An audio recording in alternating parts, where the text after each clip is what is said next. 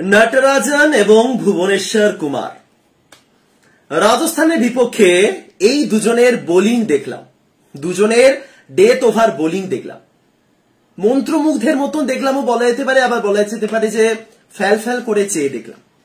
এবং তাদের বোলিং দেখার পর জাস্ট একটা শব্দই আমি বলতে পারি, সেটা হলো আক্ষেপ।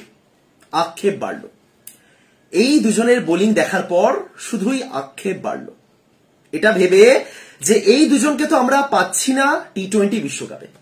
নটরাজন যিনি এই মুহূর্তে 15টা উইকেট নিয়ে আইপিএল এর পার্পল ক্যাপ হোল্ডার, নটরাজন 15টা উইকেট নিয়ে পার্পল ক্যাপ, বুমরাকেও ছাড়িয়ে গেছেন।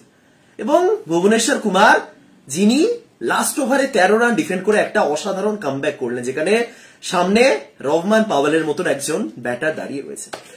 সুতরাং ম্যাচ তো দারুণ হলো, দারুণ ম্যাচ হলো, একটা অসাধারণ কামব্যাক দেখলাম কামিন্স, ভুবনেশ্বর, নটরাজন। কিন্তু ঘুরে ফিরে ওই সেই জায়গাতে এসে আমরা থামছি, যেটা আর কয়েকদিনের মধ্যে শুরু হতে চলেছে টি-20 বিশ্বকাপ।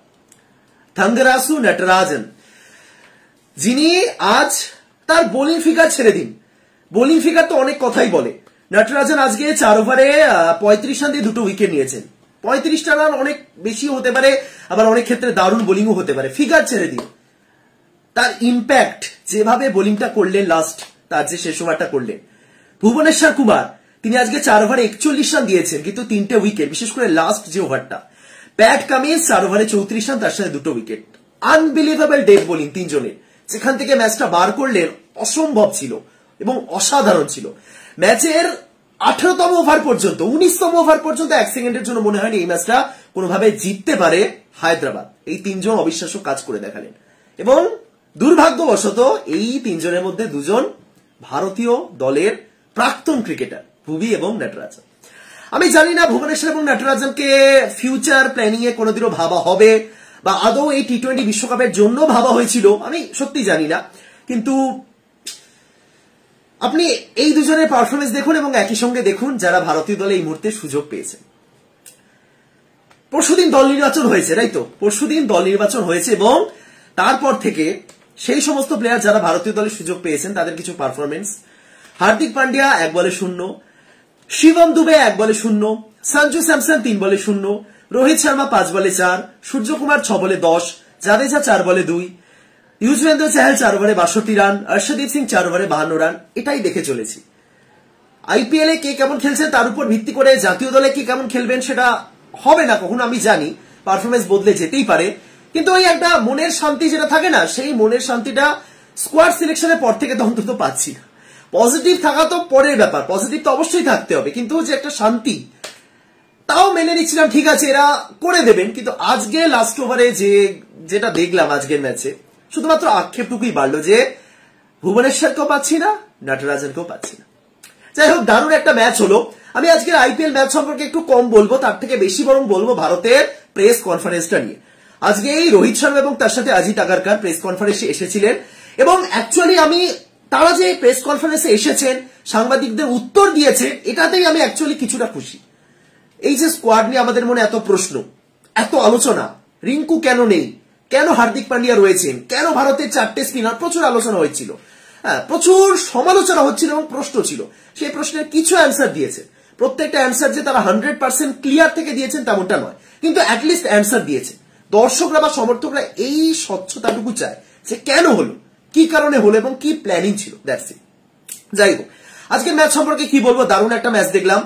ইয়াশাসী জয়সওয়াল এবং বুমরা এই দুজন হলেন ব্যতিক্রম, যারা টিমে সিলেক্ট হওয়ার পরও পারফর্ম করছেন এবং করতে পারেন। বুমরা তো দেখেই দিয়েছেন এবং অ্যাট লাস্ট আমি জয়সওয়ালকে ফর্মে ফিরতে দেখে খুশি হয়েছি। আজকেও তিনি কিন্তু সমানভাবে দারুণ খেলে গেলেন। রিয়ান পরাগ আরো একবার দারুণ খেলেছেন, তাকে নিয়ে আলাদা করে কিছু বলার নেই। রিয়ান পরাগের বয়স সবে 22-23 বছর, এখন অনেকটা সময় পড়ে আছে, আশা করি ঠিকঠাক সময় ফিরবেন তিনি। সুতরাং ঠিক আছে, ম্যাচ তো দারুণ হয়েছে, ম্যাচ একটা দারুণ হোক। শেষ পর্যন্ত যে কামব্যাকটা করলো হায়দ্রাবাদ, মানে রাজস্থান তো জিতেই গেছিল, এই জায়গা থেকে কিভাবে যে রাজস্থান হারলো আমি এখনো বুঝে উঠতে পারছি না। যাই হোক, ম্যাচ সম্পর্কে আমি একটু কমই বলছি। ভারতের টিম সিলেকশন, রোহিত এবং আগারকার। প্রথমত রোহিত শর্মা যে প্রেস কনফারেন্সটা করলেন, যেভাবে অ্যান্সার দিলেন, আপনি রোহিতের ফর্ম নিয়ে অনেক প্রশ্ন তুলতে পারেন, রোহিতের লিডারশিপ নিয়েও কিছু প্রশ্ন থাকতে পারে, কিন্তু রোহিত যেভাবে মিডিয়াকে সামলান, যে অ্যাপ্রোচে অ্যান্সার গুলো দেন, সাধারণ মাইকে অ্যান্সার দেওয়াও কিন্তু বিশাল ব্যাপার। আপনি একজন ক্রিকেটারের থেকে জাস্ট ব্যাট হাতে পারফরমেন্স এক্সপেক্ট করেন, ব্যাট হাতে কিভাবে উড়িয়ে দিচ্ছে, কিন্তু কিছু ক্ষেত্রে মাইক হাতে একটা ক্যাপ্টেন কিভাবে সামলাচ্ছে মিডিয়াকে, কি মন্তব্য করছে, সেগুলো ইম্পর্টেন্ট। এবং রোহিত অ্যাকচুয়ালি খুব ভালো মতন সামলান, সেটা আরো একবার আজকে দেখা গেছে। ইভেন অজিত আগারকর, যিনি তার চেয়ে সিনিয়র, যিনি নির্বাচক, তাকে বেশি কিছু বলতে হয়নি, তিনি পর্যন্ত চুপ ছিলেন রোহিত শর্মার সামনে, কারণ রোহিত শর্মা খুব সুন্দরভাবে কিছু ট্যাকল করেছেন, কিছু ট্রিকি অ্যান্সার ছিল যেগুলো ট্যাকল করেছেন, ভালো লাগলো। কিন্তু এইটুকুনি তো আমি বলতে পারি যে 100% তিনি সবকিছু শিওর অ্যান্সার দিয়েছেন, একদম ক্লিয়ার থেকে অ্যান্সার দিয়েছেন তেমনটা নয়। আমি একদম শুরু থেকে বলছি যে কি কি প্রশ্ন করা হয়েছিল এবং কি কি অ্যান্সার দিয়েছে এবং সেই বিষয়ে আমার কি মতামত, ঠিক আছে? এই বিষয়ে কিন্তু আপনাদের মতামত অবশ্যই দরকার। টিম সিলেকশনের পর আমি কিছু বলেছিলাম, আপনারাও মতামত দিয়েছিলেন, কিন্তু এই মুহূর্তে দাঁড়িয়ে ক্যাপ্টেন এবং নির্বাচক যিনি রয়েছেন তারা কি মতামত দিলেন তার বেসিসে কিন্তু আপনাদের মতামত দরকার, অবশ্যই কিন্তু আপনারা জানাবেন, ঠিক আছে? প্রথম প্রশ্ন করা হয়েছিল, আমি পরপর প্রশ্ন ধরে ধরে বলছি। শুরুতেই যে প্রশ্নটা করা হলো তাদের উদ্দেশ্যে যে লোকেশ রাহুলের মতন একজন ব্যাটার, এত অভিজ্ঞতা সম্পন্ন একজন ব্যাটার, তাকে নেওয়া হলো না কেন? যেটা আমরা অ্যাজিউম করছিলাম ঠিক সেই অ্যান্সারটাই দেওয়া হয়েছে। পরিষ্কার বলা হলো যে ভারতীয় দল একজন মিডল অর্ডার ব্যাটার চাইছিল কিপার হিসেবে। পরিষ্কার তারা জানিয়ে দিল ভারতীয় দল একজন মিডল অর্ডার ব্যাটার চাইছিল কিপার হিসেবে এবং লোকেশ রাহুল তিনি ওপেনিং করতে আসছিলেন। এবার এই জায়গাতে আপনি প্রশ্ন তুলতেও পারবেন না যে দেখো আইপিএল ওপেনিং করতে আসছে বলে নেওয়া হলো না। না, লোকেশ রাহুল বিগত কবে টি-20 ক্রিকেটে 4 বা 5-এ নেমেছিলেন আপনি দেখান তো, দেখাতেই পারবেন না। লোকেশ রাহুল বরাবর টপ অর্ডারে নেমে আসছেন, সে ভারতীয় দলে থাকুন বা না থাকুন, তিনি আইপিএল পাঞ্জাবের হয়ে খেলুন বা তিনি লখনৌয়ের হয়ে খেলুন, তিনি ক্যাপ্টেন হিসেবে খেলুন বা ডান হিসেবে খেলুন, সব ক্ষেত্রে আমরা দেখছি রাহুল তিনি কিন্তু ওপেনার বা টপ অর্ডারে খেলছে। এবার ভারতীয় দল এই জায়গাতে একজন মিডল অর্ডার ব্যাটার চাইছিল, কারণ আমি আগেও বলেছিলাম যে ভারতের টপ অর্ডার ফিক্সড, এবং এই উত্তরটা দেওয়ার পর তো আরোই ফিক্সড হয়ে গেল যে তারা এক্সপেরিমেন্ট করতে চাইছে না, তারা কোনোভাবে ঋষভ পান্তকে ওপেনিং করাতে চাইছে না বা সূর্যকে দিয়ে ওপেনিং করাতে চাইছে না, যেটা আগে তারা করেছে। সুতরাং ভারতের top order fixed, Rahul, Jaiswal এবং কোহলি। যদি একান্তই কিছু হয় তাহলে রোহিত, জয়সওয়াল এবং কোহলি, একান্তই যদি কিছু হয় তাহলে রোহিত এবং কোহলি, ঠিক আছে, এটা তারা শিওর। এবার এই জায়গাতে 2-3টে প্রশ্ন দাঁড়াচ্ছে যে ভারতীয় দল মিডল অর্ডার ব্যাটার হিসেবে কিপার চেয়েছিল, যেখানে ঋষভ পান্ত খুব ভালো অপশন, তিনি তো সুযোগ পেয়েছেন, তার সাথে সঞ্জু স্যামসন। এবার এই জায়গাতে বিবেচনা আর কে থাকতে পারতেন, দীনেশ কার্তিক থাকতে পারতেন এবং জিতেশ শর্মা। কার্তিক হয়তো তাকে বিবেচনায় রাখা হয়নি কারণ তিনি অনেকদিন আগে ছিলেন, এবং তার সাথে জিতেশ শর্মা যিনি ফর্মেলি, যিনি ভারতীয় দলে মোটামুটি খেলছিলেন, রিঙ্কু লেভেলে পারফর্ম করতে পারেননি বটে, খেলছিলেন, কিন্তু এই মুহূর্তে একেবারেই অফ ফর্মে, তার ফর্মটাকে বলাই যেতে পারে অফ ফর্ম, কিছুই করতে পারছেন না জিতেশ, ঠিক আছে? তাহলে এই জায়গাতে একটা প্রশ্ন, আপনি পান্তকে তো নিয়ে নিলেন মিডল অর্ডার ব্যাটার হিসেবে, ঠিক আছে, এবং পান্ত আইপিএল তাও করছেন 4-5, তাহলে সঞ্জু স্যামসনকে কি কারণে আইপিএল এর পারফরমেন্সের ভিত্তিতে মিডল অর্ডার ব্যাটার হিসেবে বিচার করা হলো? সঞ্জু দারুণ খেলছে, সঞ্জু দারুণ ফর্মে রয়েছে, সঞ্জু মোটেও সিম্প্যাথি দেখে তাকে দলে নেওয়া হচ্ছে না, আমি সব মানছি, সঞ্জু ভালো খেলেন, সঞ্জু ডিজার্ভ করেন। কিন্তু আপনি যদি এই যে প্রশ্নটা অ্যান্সারটা দেওয়া হলো এভাবে যে আমাদের একজন মিডল অর্ডার ব্যাটার চাই, আমাদের একজন মিডল অর্ডার ব্যাটার চাই যাকে আমরা যে কোনো সিচুয়েশনে ওই জায়গাতে নামাতে পারবো, তাহলে সঞ্জু স্যামসন যিনি আইপিএল নিয়মিত 3 নম্বরে খেলে চলেছেন, তাকে আপনি অ্যাজিউম করে নিলেন যে সে মিডল অর্ডারও খেলতে পারবে, কারণ এককালে সে মিডল অর্ডারে খেলেছে। এটা কি একটু মানে একটু লেম লজিক হয়ে গেল না? সঞ্জু ডিজার্ভ করেন, আমি আবারও বলছি, হ্যাঁ আমি আবারও বলছি যে সঞ্জু ডিজার্ভ করে এবং সঞ্জু সুযোগ পেয়েছে, সেটা নিয়ে আমি খুশি। কথায় আছে যে কোনো সিদ্ধান্তে আপনি একই সঙ্গে খুশিও হতে পারে, মানে ধরুন কোন একটা সিচুয়েশন, মানে কোন একটা জিনিস ঘটেছে, ঠিক আছে, খুব একটা অদ্ভুত কিছু ঘটেছে যেটা দেখে আপনি খুব খুশি, কিন্তু একই সঙ্গে আপনার মনে কিছু প্রশ্ন থাকতে পারে যে এটা কেন হলো, এটা কি হওয়া উচিত ছিল, এটা কি হয় না। কিন্তু ভারতীয় দলে ঠিক সেই জিনিসটাই ঘটছে, ভারতীয় টিম সিলেকশনে এক একটা সিদ্ধান্তে আপনি খুশি হচ্ছেন, কিন্তু একই সঙ্গে আপনার মনে কিছু প্রশ্ন থাকছে যে কেন এটা হলো, এটা না হয় কি ওটা হলে আরো বেটার হতো। ঠিক সেম সিচুয়েশনে দাঁড়িয়ে ভারতীয় ক্রিকেট, এবং নির্বাচক এবং রোহিত দুজনই সেটা বুঝতে পারছেন। সুতরাং এই জায়গাতে আমার প্রশ্ন এটাই যে সঞ্জু যিনি 3 নম্বরে খেলে চলেছেন, 3 নম্বরে তো ভারতের জায়গা খালি নেই, কোনোভাবেই 3 নম্বরে সঞ্জু ফিট হবেন না, সঞ্জু 4 নম্বরেও ফিট হবেন না, কারণ 4 নম্বরে সূর্য রয়েছে। আমি যদি রোহিত, যশস্বী, কোহলি এবং সূর্যকে ধরি, তাহলে ম্যানেজমেন্ট ঠিক কি ভেবে নিল যে সঞ্জু ঠিক আছে 5 নম্বরেও খেলতে পারেন? প্রথমত সঞ্জু স্যামসন ভারতীয় দলে ছিলেন না, একটা লম্বা সময় ধরে ভারতের টি-20 দলে আফগানিস্তান সিরিজে ফিরেছিলেন এবং ডাক বাদ দিলাম, আইপিএলে ভালো খেলছেন কিন্তু তিনি তো 3 নম্বরে খেলছেন। তাহলে এই জায়গাগুলোতে ক্লিয়ার অ্যান্সার দিতে হবে। সঞ্জুও 3 নম্বরে খেলছেন, রাহুল ওপেনিং করছে, দুজনেই সে টপ অর্ডার ব্যাটার, দুজনে মোটে ওই 4 নম্বর বা 5 নম্বরে এসে বিভিন্ন সিচুয়েশন অনুযায়ী 8 ওভারের পরে 10 ওভারের পরে তারা মোটেও ব্যাটিং করছে না, কিন্তু তারা অ্যাজুম করে নিলেন যে সঞ্জু পারে, কারণ সঞ্জু করেছেন বা সঞ্জুর থেকে সেটা এক্সপেক্ট করা যায়। তাহলে এই জায়গাতে তো রাহুলের থেকেও এক্সপেক্ট করা যেতে পারে, রাহুল সঞ্জুর থেকে অনেক বেটার ওপেনার বা বেটার ব্যাটার অভিজ্ঞতা সম্পন্ন। সুতরাং ঠিক আছে, এবার ঠিক আছে, অ্যান্সারটা ঠিকঠাক দিয়েছেন, দেওয়ার চেষ্টা করেছেন যতটুকু দেওয়া যায়। আমি পুরোপুরি কনভিন্স নই এইটুকুনি বলতে পারি। রাহুলকে তারা কেন নেয়নি সেটা তো মানলাম, কিন্তু রাহুলকে নেয়নি, সঞ্জুকে নিয়েছে কারণ সঞ্জু মিডল অর্ডার ব্যাটিং করতে পারেন, করছেন না, করতে পারেন, তাহলে রাহুলও পারেন, রাহুলের যে অভিজ্ঞতা তিনি চাইলেই পারবেন। এবার কিছু করার নেই, এতগুলো অপশন থাকলে কিছু একটা অ্যান্সার তো দিতে হবে এবং সেই জায়গাতে আমার মতে ঠিকঠাক হয়েছে, কিন্তু স্টিল যাই হোক, এটা হলো প্রথম প্রশ্ন, সাংবাদিকদের প্রথম প্রশ্ন ছিল রাহুলের সিলেকশন নিয়ে। দ্বিতীয় যে প্রশ্নটা ছিল সেটা একটু মানে রোহিতরা একটু বেশি লম্বা অ্যান্সার দিলেন, কারণ এই যে আইপিএল থেকে প্লেয়ারদের নেওয়া উচিত নাকি ইন্টারন্যাশনাল ম্যাচ দেখে প্লেয়ার নেওয়া উচিত, এই নিয়ে অনেক আলোচনা হচ্ছে যে কোনটা থেকে নির্বাচকরা নিয়েছে। কিছু ক্ষেত্রে আমরা দেখছি আইপিএল এর পারফরমেন্সের বেসিসে দলে নেওয়া হচ্ছে, যেমন স্যামসন বা চাহাল যারা ছিলেন না টি-20 দলে। আবার অনেক জায়গায় দেখলাম যে ইন্টারন্যাশনালে তারা ভালো খেলেন কিন্তু আইপিএল এ খারাপ খেলছেন এবং সেই বেসিসে নেওয়া হচ্ছে। উদাহরণ হার্দিক পান্ডিয়া রয়েছে। এরকম একটা প্রশ্ন করা ছিল, তাহলে কি হিসেবে টিমটাকে সিলেক্ট করা হচ্ছে, কিভাবে টিমটা বানানো হচ্ছে। প্রথমত রোহিত শর্মা শুরুতে এই জায়গাটাতে বললেন যে অজিত আগারকার মানে নির্বাচক হিসেবে এসেছিলেন, যখন এসেছিলেন তার আগে থেকে এই জিনিসগুলো চলে আসছে। ওডিআই বিশ্বকাপের বছরে প্লেয়াররা ওডিআই খেলছেন এবং টি-20তে বিশ্রাম নিচ্ছেন, টি-20 বিশ্বকাপের বছরে প্লেয়াররা টি-20 খেলছেন, ওডিআই থেকে বিশ্রাম নিচ্ছেন, এটা আগের থেকেই চলে আসছে এবং সেটা এখনো চলছে। এবং ভারতীয় দল বা ভারতের নির্বাচকরা এই টি-20 বিশ্বকাপে কি দল হবে সেটার প্ল্যানিং আইপিএল এর আগে থেকে শুরু করেছিল। ক্লিয়ারলি রোহিত এই অ্যান্সারটা দিয়েছেন। আবারও বলছি, ভারতের টিম কি হবে টি-20 বিশ্বকাপের জন্য সেটা আইপিএল শুরু হবার অনেক আগে থেকেই একটা সিদ্ধান্ত নেওয়া হয়েছিল, অন্তত প্ল্যানিং ছিল। এবং রোহিত বারবার বললেন যে 80% তখনই ভেবে রাখা হয়েছিল এবং বাকি 20% হঠাৎ করে ওই আইপিএল এ কিছু পারফরমেন্সের ভিত্তিতে বা বাকি 20% নিয়ে তারা শিওর ছিলেন না এবং তারপর আইপিএল এর পারফরমেন্সের ভিত্তিতে তারা বাকি 20% কে সিলেক্ট করে 15 জন বানিয়েছে।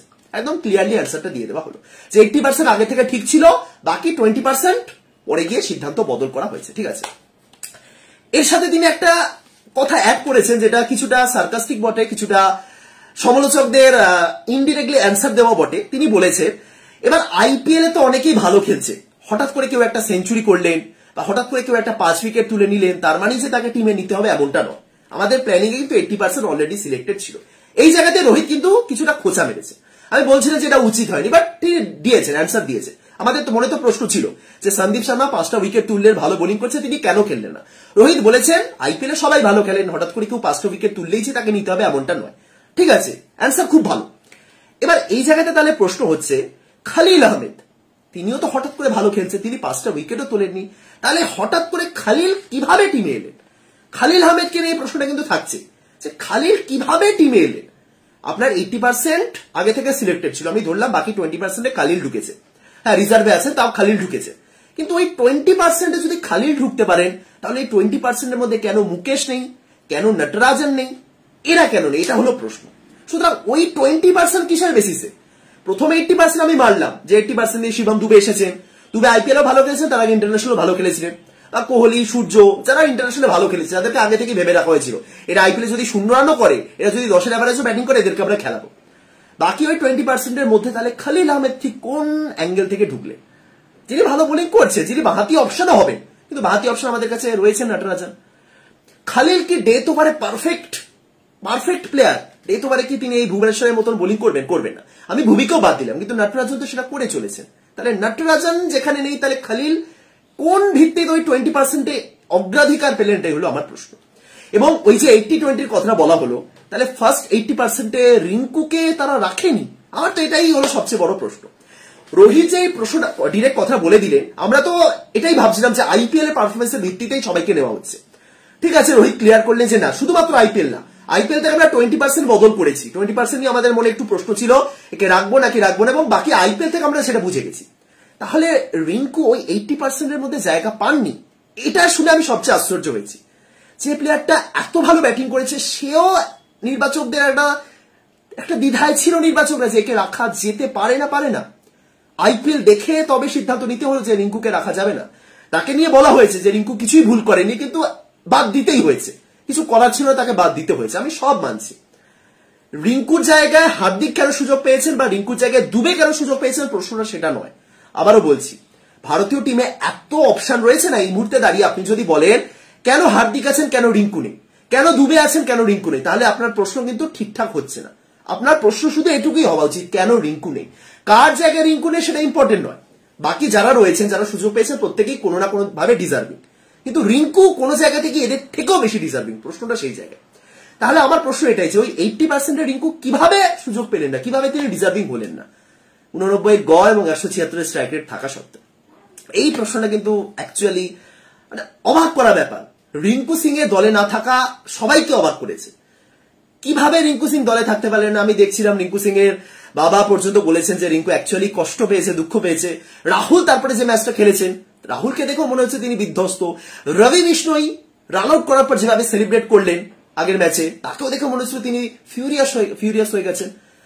সুতরাং এই যে 80-20 যে ব্যাপারটা ক্লিয়ার করা হলো, যে 80% আইপিএল আগে থেকে প্ল্যান করা ছিল যে এদেরকে আমরা নেবই যাই হয়ে যায়, সেই 80% এর মধ্যে রিঙ্কু ছিলেন না, এটা ভেবে আমি অবাক হচ্ছি। আর কি করতে হবে তাহলে একটা প্লেয়ারকে, আর কি করতে হবে? এরকম প্রশ্ন করা হয়েছিল যে মিডিল অর্ডারটা নিয়ে তারা কি ভাবছে, এবং রোহিত শর্মা পরিষ্কার বললেন যে আমরা মিডিল অর্ডারে এমন একজনকে চাইছিলাম যে কোনো সিচুয়েশনে নামবে, কি করতে হবে, কি করা উচিত, কিভাবে খেলা উচিত সেই সব ভাববে না, জাস্ট খেলবে।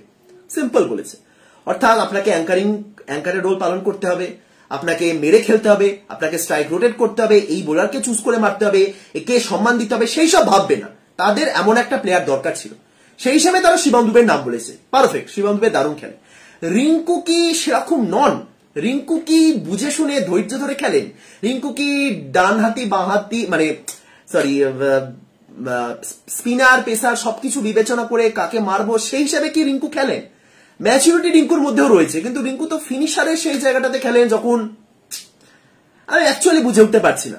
আর যদি অ্যাকচুয়ালি শিবম দুবের ক্ষেত্রে এরকম তারা ভেবে থাকে, তাহলে তো ধরে নিতে হবে শিবম দুবে আগে নামবেন, 5 নম্বরে নামবেন। তাহলে সেই জায়গাতে হার্দিকরা তা আরো পিছিয়ে যাচ্ছেন, হার্দিক 6 চলে আসছেন। তাহলে প্ল্যানিংটা ঠিক ওই জায়গাতে কি হলো মানে বুঝলাম না। ঋষভ পান্ত রয়েছে, ঋষভ পান্ত আমি যদি ধরলাম যদি দুবে খেলেন তাহলে তো 5-এই খেলবেন, আর তার জায়গা কোথায় হচ্ছে? 6-এ তো পান্ত রইলেন, তাহলে পান্তকে আরো পিছিয়ে দেওয়া হবে, দুবেকে আরো এগানো হবে। আমি এই জায়গাগুলো ঠিক বুঝলাম না। রোহিত বারবার বলছে যে কম্বিনেশন তারা এখনো ভাবেননি, সিচুয়েশন অনুযায়ী খেলাবে, কিন্তু স্টিল তারা রিঙ্কুকে কি হিসাবে চায় না, কি হিসাবে রিঙ্কু বাদ পড়লে, এটাই আমার মনে প্রশ্ন। আমি এখনো বুঝলাম না। গোটা ইন্টারভিউটা আমি মন দিয়ে শুনলাম, এই পয়েন্টগুলো নোট করলাম, কিন্তু রিঙ্কু এক্স্যাক্টলি কি কারণে কোন দিকে পিছিয়ে পড়লে? তারা বললেন যে রিঙ্কু কোনো ভুল করেনি, রিঙ্কু ঠিক করেছে। গিলের কথাও তারা বললেন, রিঙ্কু এবং গিল দুজনেই খুব খুব ভালো কাজ করেছেন, তারা কিছুই ভুল করেনি, কিন্তু জাস্ট সুযোগ দেওয়া গেল না। হ্যাঁ হয়, আমি মানছি ভারতীয় নির্বাচকদের অ্যাকচুয়ালি সেম অবস্থা, যে তারা বুঝে উঠতে পারছে না কাকে দেবে কাকে সুযোগ দেবে না, কিন্তু রিঙ্কুকে তারা সুযোগ দিতে পারলো না, এটাই আমি বুঝতে পারছি না ঠিক কি কারণে। যাই হোক, নির্বাচক হওয়া সহজ নয়, তো ওইটাই 80% তারা আগে থেকে ভেবে নিয়েছিল, এবং বাকি 20% আইপিএল এর উপর ভিত্তি করে। কিন্তু এই যে সুন্দর করে স্টেটমেন্টটা দেওয়া হলো যে 20% আইপিএল এর উপর ভিত্তি করে, বিশ্বাস করুন না 20% আইপিএল এর উপর ভিত্তি করে হতেই পারে না। আপনি সঞ্জু স্যামসনকে আইপিএল এর উপর ভিত্তি করে নিয়েছেন, আপনি যুজবেন্দ্র চাহালকে আইপিএল এর উপর ভিত্তি করে দলে নিয়েছেন, তাই তো? সঞ্জু এবং তার সাথে চাহাল। আপনি বাকি অ্যাকচুয়ালি জাদেজা বলুন, অক্ষর প্যাটেল, এরা ভারতীয় দলে খেলেছিলেন বটে, কিন্তু আপনাকে এটাও মাথায় রাখতে হবে, আপনি আইপিএল এর উপর ভিত্তি করে বিষ্ণুইকেও বাদ দিচ্ছেন, আপনি আইপিএল এর উপর ভিত্তি করে মুকেশ কুমারকে বাদ দিচ্ছেন। মুকেশ কুমার যদি আইপিএল এ খুব একটা খারাপ বোলিংও করেননি, ইন্টারন্যাশনালও তিনি ভালো করেছেন। আমি অ্যাকচুয়ালি তো কনফিউজ যে মুকেশ, যাই হোক, তো ঠিক আছে, এই ব্যাপারটা মানলাম। পরবর্তী প্রশ্ন জিজ্ঞাসা করা হয়েছিল যে হার্দিক পান্ডিয়া কেন? এটা নিয়ে অনেকের প্রশ্ন যে ভাই হার্দিক পান্ডিয়া। অনেকে জিজ্ঞাসা করলেন যে হার্দিক পান্ডিয়া তিনি তো একজন অলরাউন্ডার, এবং তিনি ভাইস ক্যাপ্টেন পারফরমেন্স না করা সত্ত্বেও, অলরাউন্ডারটা বাদিল, অলরাউন্ডার অ্যান্সার হিসেবে দেওয়া হয়েছিল। জিজ্ঞাসা করা হলো যে হার্দিক পান্ডিয়া তিনি তো ভাইস ক্যাপ্টেন, কি কারণে হার্দিক পান্ডিয়া ভাইস ক্যাপ্টেন, এবং মানে কেন তাকে টিমে রাখা হলো, অতটাও অপরিহার্য কি তিনি? প্রথমত বলা হলো যে হার্দিক পান্ডিয়া ওরকম ভাইস ক্যাপ্টেনের কোনো ব্যাপার নেই। হার্দিক পান্ডিয়া এমন একজন প্লেয়ার যার কোনো রিপ্লেসমেন্ট নেই। একদম সিধা সাদা অ্যান্সারটা দিয়ে দেওয়া হলো, হার্দিক পান্ডিয়া এমন একজন প্লেয়ার যার কোনো রিপ্লেসমেন্ট নেই। সেটা আমিও জানি, আপনিও জানেন। আপনি হার্দিক পান্ডিয়ার রিপ্লেসমেন্ট হিসেবে কার নাম বলবেন? দুবের নাম বলবেন, ভেঙ্কটেশ আয়ারের নাম বলবেন, 2-3টে নাম আসবে, কিন্তু তারা যে কাজটা করবেন হার্দিক তার চেয়ে বেটার করবেন যদি হার্দিক টপ ফর্মে থাকে। টপ ফর্মে নেই সেটা আলাদা ব্যাপার, এবং এটাও ঠিক যে হার্দিকের কোনো রিপ্লেসমেন্ট নেই, এই বিষয়ে আমার কোনো সমস্যা নেই। কিন্তু প্রশ্ন এটাই, আজ পর্যন্ত হার্দিক পান্ডিয়ার একটা রিপ্লেসমেন্ট আমরা কেন বানাতে পারলাম না? 100 কত কোটি এখন আমাদের, মানে কোটি দিনের পর দিন কোটি বেড়েই চলেছে। হ্যাঁ, এই এত বড় একটা দেশে এত জনসংখ্যা, সেই জায়গাতে দাঁড়িয়ে আমরা হার্দিক পান্ডিয়ার আজ পর্যন্ত রিপ্লেসমেন্ট খুঁজে পাচ্ছি না। এবং টি-20 বিশ্বকাপের দল নির্বাচনের পরে নির্বাচককে বলতে হচ্ছে যে হার্দিক পান্ডিয়ার কোনো রিপ্লেসমেন্ট নেই আমাদের কাছে। এটা একটা বড় ব্যর্থতা, আমি অন্তত এটা মানি। ওডিআই বিশ্বকাপে সেম জিনিস আমরা দেখেছিলাম, সেই যে হার্দিক বেরিয়ে গেলেন, হার্দিকের জায়গায় আমরা কোনো অলরাউন্ডারকেই পেলাম না যিনি 6-7টা ওভার অন্তত করে দেবেন। এই জায়গাতেই হলো সমস্যা, এবং এখনো সেম হচ্ছে। টি-20 ওয়ার্ল্ড কাপ এখনো চলছে, এখনো হার্দিক পান্ডিয়ার কোনো রিপ্লেসমেন্ট নেই। তাহলে কি করা যেতে পারে? হার্দিক পান্ডিয়ার বদলে, হার্দিক পান্ডিয়া তো আজীবন খেলবেন না ভাই। হার্দিক পান্ডিয়া কি ইয়ংস্টার, 22-23 বছর বয়স, 30 পার হয়ে গেছে। একটা সময় গিয়ে তো তাকে একজন রিপ্লেসমেন্ট খুঁজে বার করতে হবে। আপনি যদি বলেন যে হার্দিক পান্ডিয়ার রিপ্লেসমেন্ট শিবম দুবে, 32 বছর বয়স, শিবম দুবে 30 ক্রস করে গেছেন, তিনি কোনোদিনও রিপ্লেসমেন্ট হতে পারবেন না। ভেঙ্কটেশ্বর, তিনিও, তারও বয়স সেরকম হয়নি, বাট তিনি তো সেই জায়গাতে পৌঁছাতে পারছেন না, তাকে দিয়ে সেরকম বোলিং করানো হচ্ছে না। ডোমেস্টিকে করছেন কিন্তু আইপিএলে তো একদমই নয়। সুতরাং হার্দিকের জায়গার দিকেও পৌঁছাতে পারছেন না, তাহলে কিভাবে আসবে হার্দিকের রিপ্লেসমেন্ট? এটাই হলো প্রশ্ন। নির্বাচক যখন খুব একদম পজিটিভলি এই অ্যান্সারটা দেয় যে হার্দিক আমাদের দলে রয়েছে, কারণ হার্দিক ক্যাপ্টেনকে অনেক কিছুতে ভরসা দিতে পারেন, তিনি যেভাবে বোলিং করেন সেটা কিন্তু টিম কম্বিনেশনের কাজে আসবে। হার্দিক পান্ডিয়াকে আপনি যে কোনো জায়গায় বোলিং করাতে পারেন, স্বাভাবিক। আপনি ওপেনার মানে পাওয়ার প্লেতে আনুন, আপনি ডেথ ওভারে হার্দিককে দিয়ে বোলিং করান, হার্দিক একজন ফিনিশারে কাজ করতে পারেন, হার্দিক 4 নম্বরে ব্যাটিং করতে পারেন সিচুয়েশন অনুযায়ী। হ্যাঁ, সব পারেন হার্দিক, আমি মানছি। কিন্তু তুমি পজিটিভলি বলছো যে হার্দিকের কোনো রিপ্লেসমেন্ট নেই, তাহলে এটা তোমার মনে হচ্ছে না যে হার্দিকের রিপ্লেসমেন্ট তৈরি করতে আমরা আজও ব্যর্থ? রোহিত শর্মা পর্যন্ত বলে গেলেন যে আনফর্চুনেটলি শিবম দুবে আইপিএল এ বোলিং করছেন না। এটাতে রোহিত শর্মা খুশি নন, পরিষ্কার বোঝা গেল। আইপিএল এ সিএসকে কি হচ্ছে সেটাতে তার কোনো হাত নেই বা অধিকার নেই, কিন্তু তিনি খুশি নন যে কেন দুবে বোলিং করছে না। ভাই, দুবেকে তো বোলিং করানো উচিত, আমরা তো তাকে নিয়েছি, আমরা তো একটা বোলিং অপশন চাইছি। রিঙ্কু থেকেও দুবে কেন প্রায়োরিটি পেয়েছেন তারা না বলেও এটা বুঝিয়ে দিলেন যে দুবে বোলিং করতে পারেন। হ্যাঁ, এবং তারা চাইছেন যে ওই জায়গাতে কিছু এক্সট্রা ভ্যারিয়েশন চাই, কম্বিনেশনের জন্য এক্সট্রা কিছু অপশন চাই, যারা ব্যাটিংটা করে দিতে পারেন। অক্ষর বোলার হয়ে ব্যাটিংটা করে দিতে পারেন, দুবে ব্যাটার হয়ে বোলিংটা করে দিতে পারেন, এবং তারা সেটা চাইছেন। ঠিক আছে, আমি মানছি, কিন্তু হার্দিকের রিপ্লেসমেন্ট আজ অব্দি বার করতে না পারে, এটা কিন্তু ব্যর্থতা, আমি অন্তত এটা মানি। That's it. সুতরাং হার্দিককে নিয়ে পজিটিভ অ্যান্সারই ছিল, কিন্তু নির্বাচক যখন বলছেন যে আমাদের কাছে রিপ্লেসমেন্ট নেই, নির্বাচকের উচিত রিপ্লেসমেন্ট খুঁজে বার করা। এতগুলো স্টেট টিম রয়েছে, আইপিএল এত কিছু হয়, একটা তো প্লেয়ারকে বার করা যেতে পারে, রাইট? ঠিক আছে, হার্দিকের ব্যাপারটা হলো। রিঙ্কু এবং গিল সম্পর্কে তো তারা বললেন যে তারা কিচ্ছু ভুল করেনি, কিন্তু আনফর্চুনেটলি তাদেরকে রাখা গেল না। আমি দেখছিলাম কালকেই ফেসবুকে একটা ভিডিও, গিল বলছেন যে আগের মৌসুমে আমি যদি প্রায় 900 কাছাকাছি রান করেও সুযোগ না পাই, তাহলে তো জাস্ট এইটুকুনি আমি করতে পারি যে টিমের জন্য চিয়ার্স করতে পারি এবং প্রত্যেককে শুভকামনা। মানে গিল হতাশ তো সবাই। রিঙ্কু যিনি 100% ছিলেন যে তিনি সুযোগ পাচ্ছেন, প্লেইং ইলেভেনে পাবেন কিনা সেই নিয়ে প্রশ্ন উঠছিল। গিল হয়তো সেই মানে পাবেনই সুযোগ, সেই জায়গাটা ছিল না, কিন্তু গিলও এক্সপেক্ট করেছিলেন যে এত রান করেছি, একটা তো সুযোগ ডিজার্ভ করি না। সুতরাং পেলেন, এবং নির্বাচকরা পরিষ্কার বলে দিলেন যে আমাদের কিছু করার ছিল না, তারা ভালো খেলেছে, তারা কিছু খারাপ করেননি, কিছু ভুল করেননি, কিন্তু আমরা নিতে পারছি। এবার এত প্লেয়ার হয়ে গেলে এই একটা সমস্যা, তার চেয়েও বড় সমস্যা মাঝে একটা আইপিএল চলে এলে ওই 80-20 ভুলে যান। 80-20 জাস্ট কথার কথা, ওই 20-র মধ্যেও যে বাকি 80 ঢুকে যাচ্ছে জোর করে, সেটা তো আলাদা করে কিছু বলার নেই। পরের প্রশ্ন জিজ্ঞাসা করা হয়েছিল, যেটা নিয়ে আমার মনে প্রশ্ন আছে, যে 4 স্পিনার কেন? 4 স্পিনারের চেয়েও বড় কথা 2জন বাঁহাতি স্পিনার কেন, জাদেজা এবং অক্ষর, তাই তো? রোহিত প্রথমে বলে দিলেন যে কিরকম পিচ হবে আমরা জানি না। খুব ভালো কথা, একদমই পারফেক্ট। কারণ ইউএসএ তে যে পিচ বানানো হচ্ছে, আপনারা কি দেখেছেন? পিচ বসানো হচ্ছে। ইউএসএ যে স্টেডিয়ামগুলো হচ্ছে সেগুলো খুলে ফেলা যায়, পাতি বাংলায়। আপনি বিশ্বকাপ আছে, পিচ বসাচ্ছেন, স্টেডিয়াম বানাচ্ছেন, কিন্তু বিশ্বকাপ শেষ হলে খুলে নিয়ে চলে যাওয়া হবে। কারণ ইউএসএ তে ক্রিকেট দরকার নেই, তাদের লাগবে না, ওখানে তারা অন্য কিছু করে দেবে, চাষবাসও করে দিতে পারে, কিন্তু ক্রিকেট রেখে লাভ নেই। ক্রিকেট মাঠ এটা জাস্ট একটা অকেশন, একটা ইভেন্ট চলছে, ক্রিকেট মাঠ বসানো হচ্ছে এবং হয়ে। সুতরাং রোহিত পরিষ্কার বললেন আমরা জানি না ইউএসএ তে কেমন পিচ হবে, আমরা ওয়েস্ট ইন্ডিজে খেলেছি, আমরা জানি সেখানে কি হয়, একটু স্লো পিচ, কিন্তু ইউএসএ তে আমরা জানি না। সুতরাং আমি চেয়েছি 4টে স্পিনার, রোহিত পরিষ্কার বলেছেন আমি 4টে স্পিনার চেয়েছি, এবং 3 জন পেসার রয়েছেন, তার সাথে হার্দিক। 4টে অপশন তারা চেয়েছে, এবং এই জায়গাতে বলাও হলো যে একজন এক্সট্রা স্পিনার আমরা চেয়েছি ভ্যারিয়েশনের জন্য, এবং সেই কারণেই রিঙ্কুকে বসাতে হয়েছে। রিঙ্কুকে আলাদা করে বলা হয়নি, তারা একটা ব্যাটিং অপশন কমিয়ে একটা অতিরিক্ত স্পিন বোলিং অপশন নিয়েছে এবং এমন স্পিন বোলিং অপশন নিয়েছে যে ব্যাটিংটা করতে পারে। এই জায়গাতেই আমরা যেটা বলছিলাম জাদেজা এবং অক্ষর দুজনেই কেন রয়েছেন, রোহিত বলেই দিলেন যে আমরা একটা ব্যাটিং অপশন চেয়েছিলাম যে মেনলি বোলিংটা করবে এবং এই কারণেই এমন একজনকে বসাতে হয়েছে যে শুধুমাত্র ব্যাটিংটা করে, বোলিং এর অপশন যার কাছে নেই। ঠিক আছে, ভালো কথা। তাহলে ঠিক আছে, এই উত্তরটাতে আমি একদম খুশি, স্যাটিসফাইড যে 4 জন স্পিনার রোহিত শর্মা চেয়েছিলেন। বিষ্ণুর জায়গায় চাহাল এসেছেন আইপিএল এর পারফরমেন্সের ভিত্তিতে, যেটা রোহিত বললেন 80-20 মানলাম। কুলদীপ যাদব তিনি একজন রিস্ক স্পিনার, তিনি তো ছিলেন। রোহিত বলেওছেন যে দুজন রিস্ক স্পিনার রয়েছে আমাদের কাছে, চাহাল কুলদীপ, খুব ভালো মানলাম। তাহলে অক্ষর এবং জাদেজা এই দুজন একই সাথে কেন টিমে রয়েছেন সেই প্রশ্নের উত্তর কিন্তু এখনো পাওয়া গেল না। রোহিত শর্মা তো এই জায়গাতে একটা কথাও বললেন যে আমি কেন 4টে স্পিনার নিয়েছি সেটা আমি এখন বলবো না, আমি ইউএসএ তে প্রেস কনফারেন্সের সময় বলবো। ঠিক আছে, আমি অপেক্ষা করব এবং তারপরে এই বিষয়ে জবাব দেব। কিন্তু যখন আপনার কাছে দুজন বাহাতি স্পিনার একই টিমে থাকছে এবং তখন এই অ্যান্সারটা আমি যদি না পাই যে কেন দুজন একই সাথে রয়েছেন, তিনি বললেন দুজনেই ব্যাটিংটা করতে পারেন, ব্যাটিং এ কিছুটা করে দেবেন এবং দুজনেই বোলিংটা করেন। তিনিও কিন্তু দুজনের মধ্যে কোনো ডিফারেন্স ক্রিয়েট করতে পারলেন না যে জাদেজা এই কারণে রয়েছে, অক্ষর এই কারণে রয়েছে, দুজন সেম। এবং এরপরে একটা প্রশ্ন করা হলো যে তাহলে ওয়াশিংটন সুন্দর অফ স্পিনার কেন নেই? ওয়াশিংটন সুন্দরের নাম বলা হয়নি, বলা হয়েছে অফ স্পিনার কেন নেই। রোহিত স্মার্টলি বললেন আমি আছি তো, আমি আছি, মানে ওই জায়গাতে এই সুন্দর অ্যান্সার, খুব সুন্দর ট্যাকেল করা যেটাকে বলে, এগুলোতে আমি খুশি যে না রোহিত সাংবাদিকদের এভাবে ট্যাকেল করতে পারেন। কিন্তু প্রশ্নটা থেকে যাচ্ছে যে অফ স্পিনার কই ভাই? আবারও ভারতীয় দলে অফ স্পিনার কই?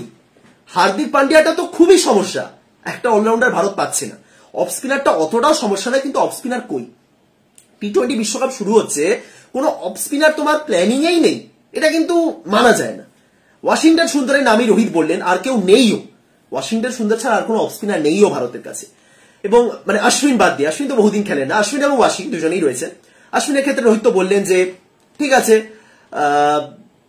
অশ্বিন অনেকদিন খেলেননি, ঠিক আছে আমরা তাকে আপাতত কনসিডার করছি না। এবং ওয়াশিংটন সুন্দর তিনি নিয়মিত রিসেন্ট খেলার সুযোগ পাচ্ছেন না, সুতরাং ঘুরে ফিরে ওই একই কথা, সুযোগ পাচ্ছেন না তাই তারা খেলছেন না। প্রশ্নটা এটাই, সুযোগটা পাচ্ছেন না কেন? মানে অফ স্পিনার কেন নেই? অফ স্পিনার অপরিহার্য, অফ স্পিনার ছাড়া টিম হবে না, আমি আবারও বলছি এসব কিচ্ছু না। অফ স্পিনার লাগবেই, লেগ স্পিনার লাগবেই, এই যে ধারণাগুলো রয়েছে সেটা ভুল। আপনি অফ স্পিনার ছাড়াও অনেক কিছু করে দিতে পারেন। কুলচার জুটি যখন ছিল অফ স্পিনার কি ছিল? ছিল না। কিন্তু প্রশ্নটা এটা যে অফ স্পিনার নেই কেন? পাইপলাইনেও কেন অফ স্পিনার নেই? আপনি দূরবীন দিয়ে খুঁজেও এমন দুটো অফ স্পিনারকে কেন দেখাতে পারবেন না যারা টি-20 বিশ্বকাপে অন্তত ডিজার্ভিং ছিলেন? রবি বিষ্ণুই ডিজার্ভিং, কিন্তু তিনি খেললেন না। ঠিক, রবি বিষ্ণু একজন লেগ স্পিনার, তিনি ডিজার্ভিং, তিনি খেললেন না। সুতরাং এরকম অনেকে রয়েছেন যারা বাদ পড়েছেন ডিজার্ভিং হওয়া সত্ত্বেও। কিন্তু আপনি কি জোর গলায় বলতে পারেন যে ওয়াশিংটন সুন্দর ডিজার্ভিং, রবিচন্দ্রন অশ্বিন ডিজার্ভিং? প্রশ্নটা এটাই, তাহলে ডিজার্ভিং অফ স্পিনার কেন নেই? যেখানে ভারত সেই 2000 সাল থেকে শুরু করে দুটো অফ স্পিনার, মানে প্রথমে হরভজন ওই সেঞ্চুরি ওই দশকে, তারপরের দশকে অশ্বিন, দুজন অফ স্পিনারকে আমরা বছরের পর বছর ধরে নিয়মিতভাবে খেলতে দেখেছি। অশ্বিন ওই 16-17 পর্যন্ত নিয়মিত খেলেছেন আর হরভজন তো তার আগে খেলেছেন। তাহলে যে টিমে দুটো অফ স্পিনার এত বছর ধরে রাজত্ব করেছে, সেই টিমে অফ স্পিনার হঠাৎ করে এত আকাল কেন পড়লো ভাই? ওয়াশিংটন সুন্দর 17 বছর বয়সে ভারতীয় দলে চলে এসেছিলেন। সে অশ্বিন, ওয়াশিংটন সুন্দর একজন ব্যাটিং অলরাউন্ডার, একজন ব্যাটিং অলরাউন্ডার যার প্রধান কাজ ব্যাটটা করা এবং বোলিংটা করে দিতে পারে। ওয়াশিংটন সুন্দরের ব্যাটিং তো আমরা সেভাবে দেখতেই পাচ্ছি না, এবং বোলিং যখনও করছে একবার দুবার, আইপিএল এর মঞ্চ দেখুন রান খেয়ে যাচ্ছেন এবং ভারতীয় দলে তো সুযোগই পান না। কখন এশিয়ান গেমস আসবে, কখন একটা বি টিমকে পাঠানোর সুযোগ হবে, তখন যাচ্ছে। তাহলে কেন নেই? আপনার কাছে দুটো বাহাতি স্পিনার রেগুলার বেসিসে রয়েছে যে কোনো সিচুয়েশনে, দুটো লেগ স্পিনারও রয়েছে চাহাল এবং বিষ্ণু, একজন চায়নাম্যান বোলারকেও আমরা পেয়ে গেছি কুলদীপ। চায়নাম্যান বোলার আজকাল মানে সব দলে কি আছে? প্রত্যেক দল আছেই আছে এমনটা তো নয়, আছে, শামসি রয়েছেন বা মাঝে মাঝে দেখা যায় নূর আহমেদ, কিন্তু কুলদীপকে আমরা একটা লম্বা সময় ধরে পেয়েছি, সব আছে। কিন্তু অফ স্পিনারই সমস্যা। অফ স্পিনার কে সেই প্রশ্ন করলে রোহিতকে নিজে থেকে হাত তুলতে হয় যে আমি। আরো আছেন, আমি নাম বলছি, তিলক ভার্মা, তাকে খেলাতে হয়, কোহলির জায়গায় তাকে খেলাতে হয়, খেলানোর কথা ভাবতে হয়, কারণ তিনি একটা অফ স্পিনার অপশন হতে পারে। মাঝে মাঝে আমরা দেখি গিল আসছেন বোলিং করতে, সূর্যকুমার যাদব বোলিং করে দিয়ে যাচ্ছেন, বিশ্বকাপের মঞ্চে আমরা দেখেছিলাম, রাইট? সুতরাং এটা কিন্তু প্রশ্ন থাকছে যে অফ স্পিনার কেন নেই, অফ স্পিনার কোথায়, অফ স্পিনারকে কেন রেডি রাখা হচ্ছে না?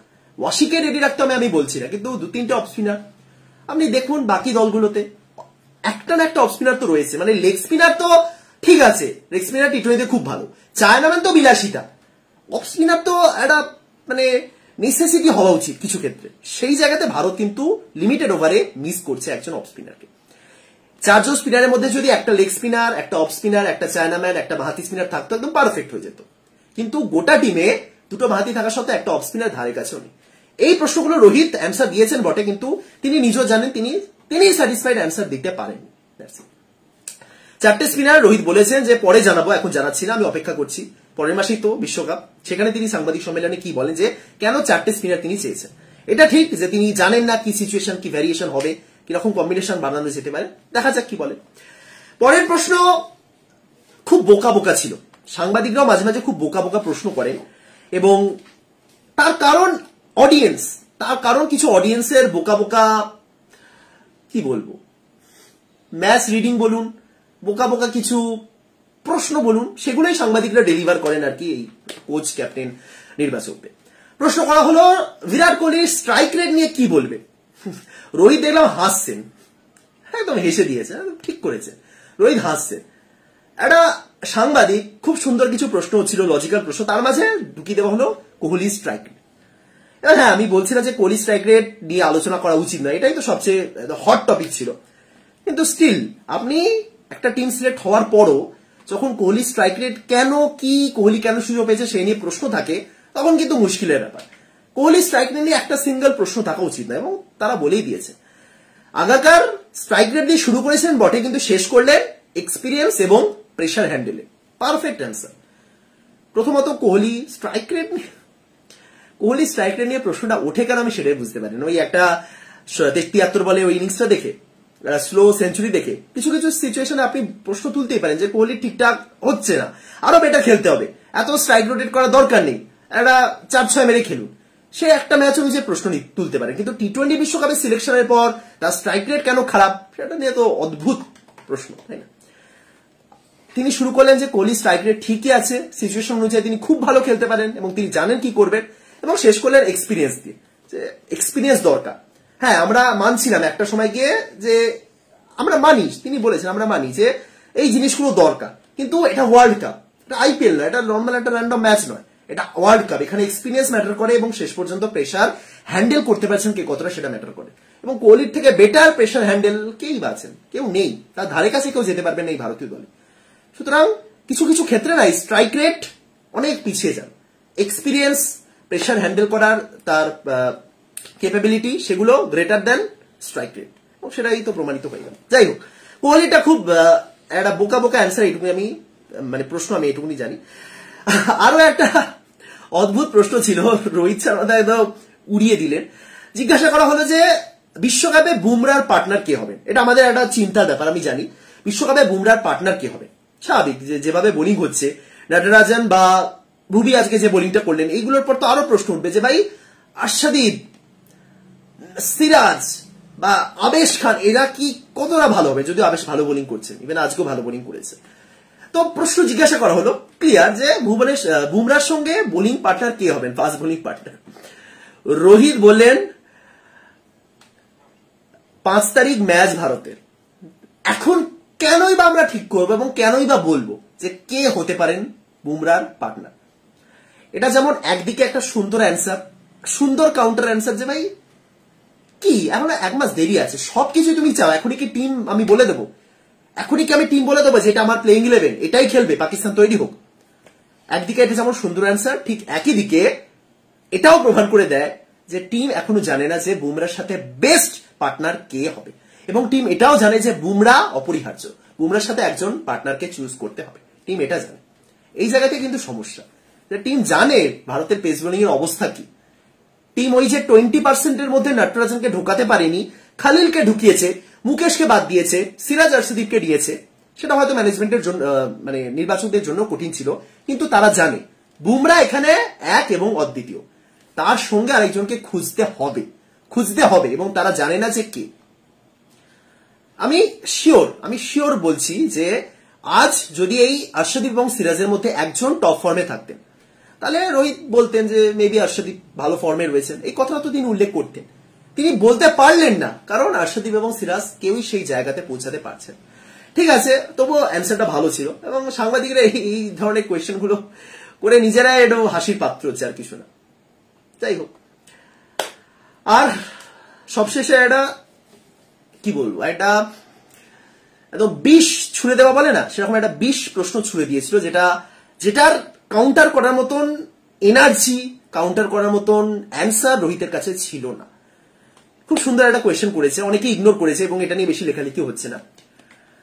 একজন জিজ্ঞাসা করলেন, ভারতের যে কোর ব্যাটিং লাইন আপ, প্রধান যে ব্যাটার যারা, তারা বিগত 3-4টে ওয়ার্ল্ড কাপ ধরে সেমই রয়েছে। তিনি উদাহরণ দেননি, আমি বলছি রোহিত, কোহলি, সূর্যকুমার যাদব, বা আপনি যদি ঋষভ পান্তের ক্ষেত্রে দেখেন, মোটামুটি একই টিম রয়েছে।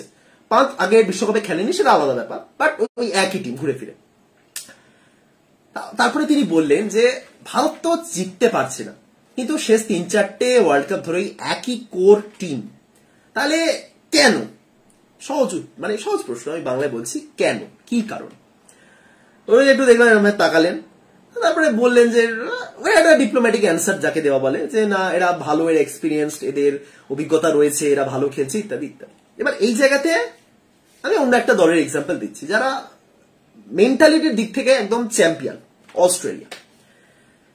2007, 2008, 2009, 2010, 2012, 14, 16 প্রথম 6টা ওয়ার্ল্ড কাপ তারা খেলেছে, T20 ওয়ার্ল্ড কাপ, কিন্তু তারা জিততে পারেনি। 21-এ গিয়ে অ্যাট লাস্ট তারা জিতলো। ঠিক আছে, এবার দেখুন, অস্ট্রেলিয়া যে টিমটা ওয়ার্ল্ড কাপ জিতেছিল, T20 ওয়ার্ল্ড কাপ বলছি, Warner, Finch, Mitchell Marsh, maxi, এরা তো ছিলেন আর কি মেন প্লেয়ার, যারা ছিলেন।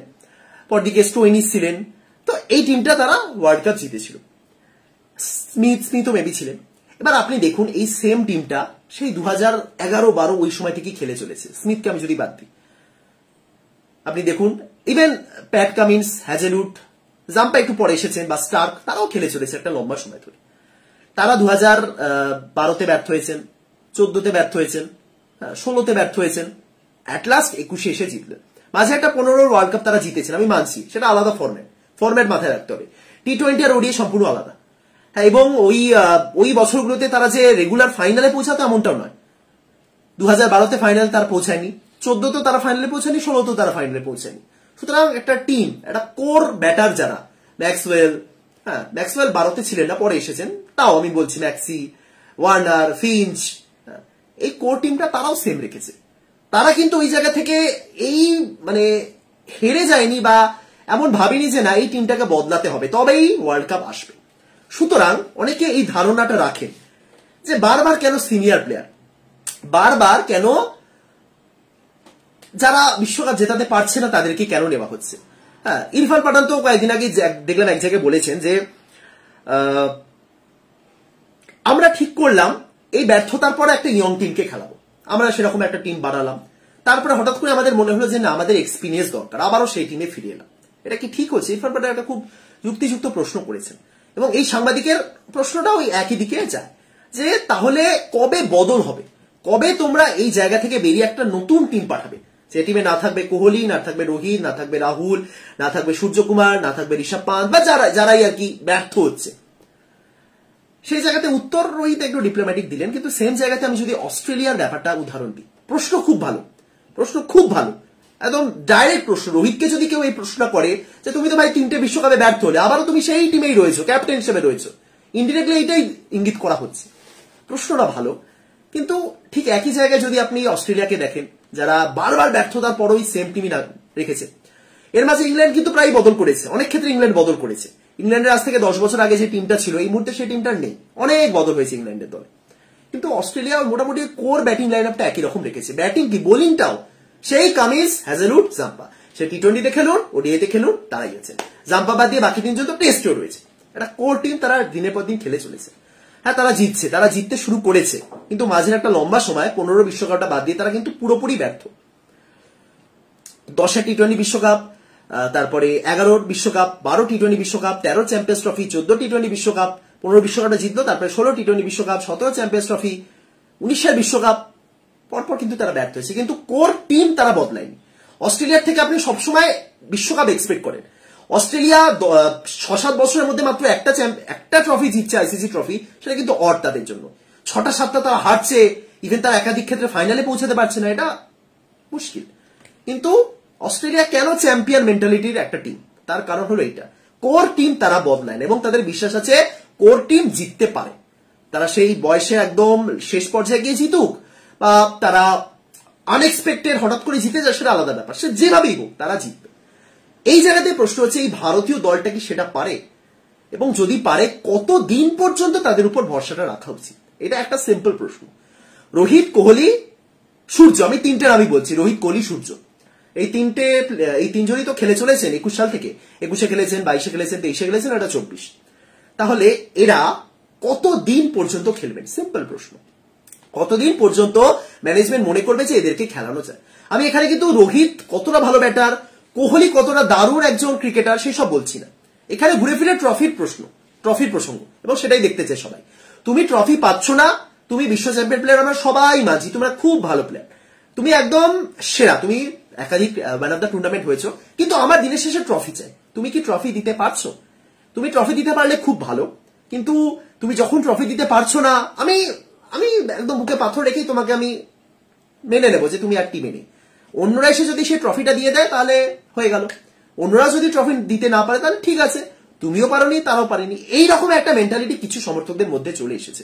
এবং বিশ্বাস করুন, এটা যত দিন বাড়বে ততদিন এটা কিন্তু আরো বাড়বে। দিনের শেষে ট্রফি ম্যাটার করে। 11 বছর হয়ে গেছে, 13-24, এটা যতদিন বাড়বে, এবারেও ধরুন হলো না, এবারেও হলো না, পরের বছরই চ্যাম্পিয়ন্স ট্রফি আবারও সেম প্রশ্ন করা হবে, এবং আমি শিওর কোনোভাবেই পরের চ্যাম্পিয়ন্স ট্রফিতেও রোহিত বা কোহলিকে বাদ দেওয়া হবে না, শিওর আমি। তাহলে তখনও সেম প্রশ্ন হলো, তো আরো তো হলো, আর কতদিন এই কোর ব্যাটিং টিমটা সেম থাকে। সুতরাং প্রশ্ন, কিছু দারুণ প্রশ্ন হয়েছে, কিছু বোকা প্রশ্ন, কিছু দারুণ অ্যান্সার দেওয়া হয়েছে, কিছু অ্যান্সার তো হাফ রাস্তাতে গিয়েই তারা থেমে গেলেন, কিছু অ্যান্সার তারা শিওরলি দিতে পারলেন না, বাট একটা ভালো প্রেস কনফারেন্স দেখলাম, এইটুকুনি আমি বলতে পারি।